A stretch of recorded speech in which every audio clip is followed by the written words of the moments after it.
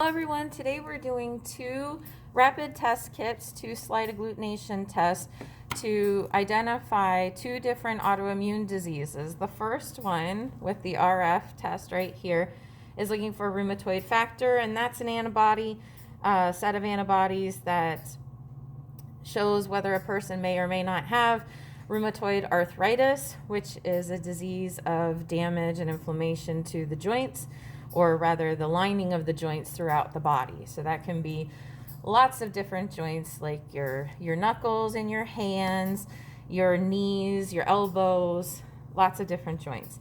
The second one that we're going to do is the sLE slide agglutination test, and that is for systemic lupus erythematosus, and that is usually more common in women, but it can affect anyone. It has, in this situation, this person would have antibodies against the cellular membranes, nucleus, and cytoplasm of the cells that are inside joints, skin, kidneys, heart, lungs, lots of different organs, okay? And so if the test is positive, the patient's specimen can also be tested in different methodologies, such as anti-nuclear antibodies, which is the ANA test, and then you have anti-double-stranded DNA, anti-SSA, anti-SSB, anti-RNP, there's lots of them, anti-SM, and immunofluorescence techniques. So there's a lot of ways that you can figure out whether patients have these different types of inflammatory disease, autoimmune diseases. But what you're going to notice is that a lot of patients that have an autoimmune disease have a positive ANA, anti-nuclear antibodies, which is not what we're performing today. So you have to be careful with that. And in class, we end up talking about that, but not in the scope of this video. So let's talk about the rheumatoid factor, what we're actually looking for. It's a group of closely related antibodies that are specific to the FC portion of human or animal IgGs, so immunoglobulin Gs, and it's not the part of the antibody that binds to the patient cells. That would be the FAB portion, so the FAB portion, which I always tell everybody, you have fabulous jazz hands that reach out and they touch the receptor of the cells in order to bind to them. Instead, what we're looking for essentially is going to be the other side of the antibody, because we're basically testing to see if those antibodies are bound or are present to the patient's or in the patient's specimen. Okay, and so we are using a slide agglutination test that has these antibody coated latex particles. That's in both of these antibody coated latex particles that we're going to end up testing the patient's specimen against and see if there is a reaction or an agglutination that you'll see, like the clumping that'll be noticeable in that section of the slide. So just because there is a positive test, it doesn't necessarily mean that the patient has a specific disease. So like if you did a patient specimen who you knew had systemic lupus erythematosus, and you did an RF test on them and it went positive or it turned positive, doesn't necessarily mean that person has rheumatoid arthritis, because there can be increased levels of the rheumatoid factors in elderly patients or parts of other autoimmune diseases, just like in systemic lupus erythematosus. They would have increased levels of the RF as well. And so that can also be possible in someone with infectious mononucleosis, sarcoidosis, Sjogren's syndrome, and chronic inflammatory diseases. So as I said a minute ago, if you're if you're doing these autoimmune disease test panels, you're going to notice that a lot of them that have inflammatory components are going to have positive overlapping tests. And so you just need to make sure to know what is each of those indicating, and then as a combination, what do those test results mean? So in this sLE slide test, where we've got those latex particles coated with DNP, which is that deoxyribonucleoprotein antibody, and that's actually from a cat. This one's from human, this one's from cow, but it's very much the same principle. We've got this latex particle that's covered with these antibodies that we're looking for, and then we test them against the patient specimen and see if there is agglutination. So that's what we're going to go ahead and get doing. So I believe these are already at room temperature.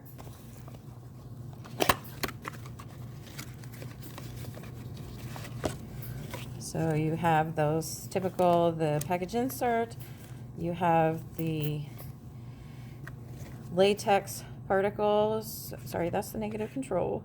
Here's your latex reagent, okay, latex particles. And then you have the positive control and the negative control. Then you have the latex agglutination cards, okay.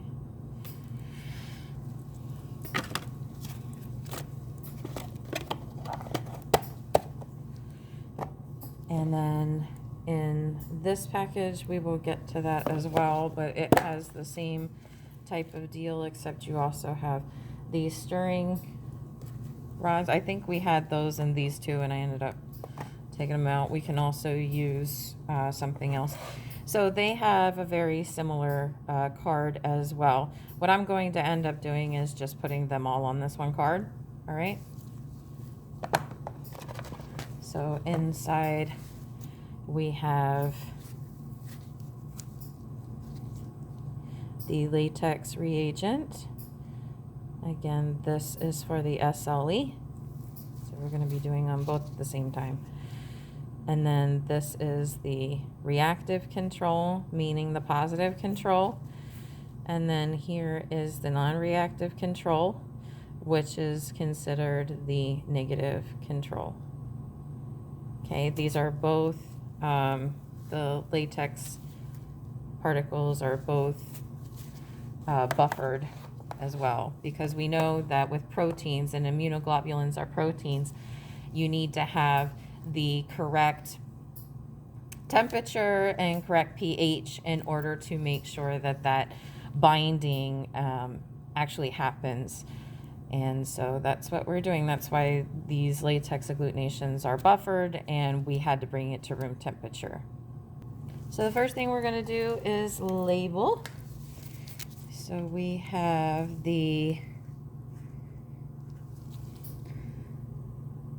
so this is RF, this is positive control, negative control, and then patient,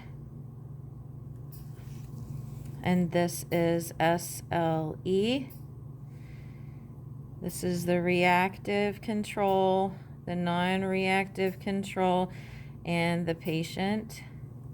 Okay, it's the same patient. So we're going to be using a micropipetter to take 50 microliters. All right, there's the tip, out of our patient specimen. This is a serum separator tube. So I put it down into the serum. We're over here, okay. And pull it out, all right. Cap patient. I'm going to dispense it into one part of the card well, okay, and discard discard that tip. Now I'm going to take my positive control. I'm going to do the same thing. You always treat the patient just like, and the controls like the patient. I've got a bubble here. Get rid of that. All right. Positive control, 1 drop. Negative control,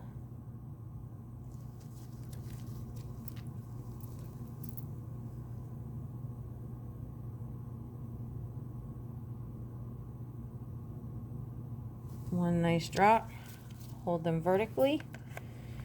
Then we're gonna invert the latex.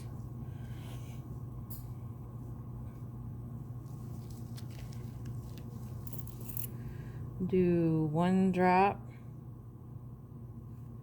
on each of the sides there. Okay, so what ends up happening is we're going to mix these together with the stirrers, and then we'll put them on the rotator, and that's going to rotate for 2 minutes. Since I'm doing the sLE test here as well, I'm just going to go put those on now too.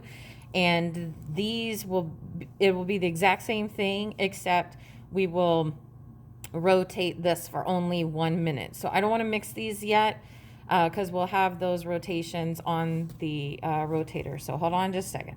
What I'm going to do is put these away so I don't get confused. The stirrer box is right there. All right, so now we're going to pull out the sLE.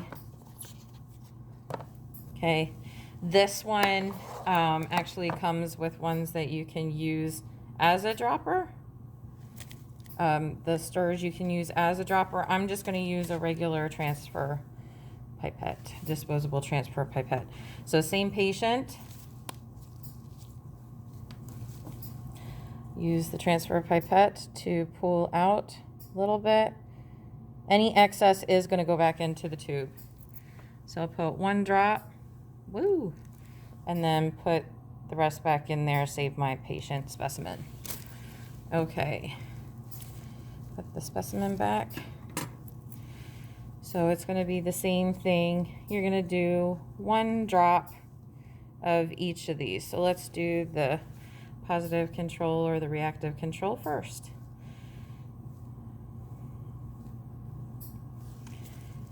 Okay, that's going to go in the positive slot, just like the other ones.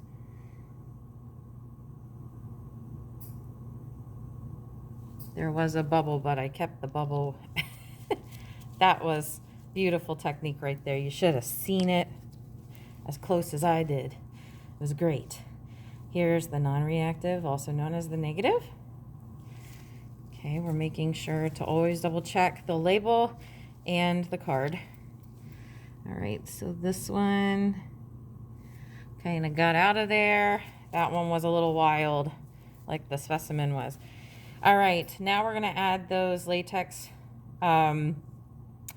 beads that are covered. All right, this one you are supposed to vigorously shake for 30 seconds before you do it. I kind of already shook it already, but you will see there are a lot of bubbles in there, so be careful. And with this one, you're gonna do the same thing. You're gonna add 1 drop of that latex.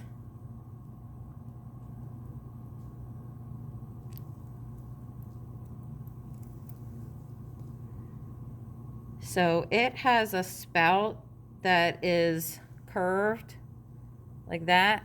So you don't need to hold it directly up and down if it's already filled in the spout. You may have to see how there's a bubble there now. You may have to invert it to get it to go down. I'm just refilling. I mean, you're gonna squeeze it anyway, but you don't want that air bubble to come out. All right, so there we go. we've got those 3 drops, 1 for each. I'm going to put this back away because I don't want to confuse myself. All right, remember, this one's 2 minutes, RF is 2 minutes, sLE is 1 minute. So here's the RF stirrer that we have. So we're going to stir the positive control together. Don't scratch the card. Right, using a different one for each. You never use the same one. I want to put these together. There we go. There's the negative. New one. Gonna pull them together. And now mix them. There's my patient with some nice bubbles now. All right, now I'm gonna pull out my stirrers for sLE. Pull them together. These look very much like those stirrers from the RPR, right? I'll try to get this guy to come back in here. You stay in your well. Feel like I'm talking to my kids. Stay on your side. All right. Okay.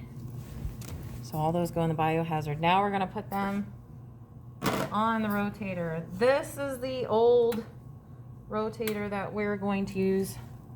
And the reason I want to show you this one is because this one actually has that RPM on there.